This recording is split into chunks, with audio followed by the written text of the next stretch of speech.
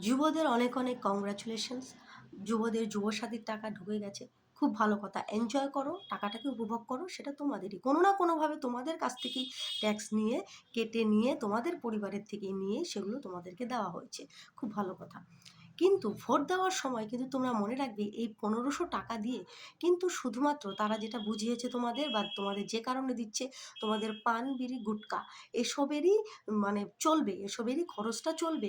কিন্তু এই টাকা দিয়ে তোমরা তোমাদের বাবা, মা, ভাই বোনদের লালন পালন করা, সংসার চালানো, ভবিষ্যতে বিয়ে করা, বউ বাচ্চাকে পালন করা এবং সুখে সংসার করা, খেয়ে দেয়ে আনন্দ ফুর্তি করে ঘুরে বেড়ানো বা সমস্ত কিছুর জন্য যেই পরিমাণ টাকা পয়সা দরকার সেটা কিন্তু এই ১৫০০ টাকা দিয়ে হবে না। তার জন্য দরকার কর্ম। এর সাথে, সাথে ভাতা হোক না, ভাতাটা খারাপ নয়। কিন্তু এর সাথে, সাথে প্রয়োজন কর্ম, চাকরি, যোগ্যতা অনুযায়ী। যার যেমন যোগ্যতা সেই অনুযায়ী কর্ম, চাকরির প্রয়োজন। তবে তাই ভোটটা কিন্তু তোমরা সঠিক জায়গাতেই দিও।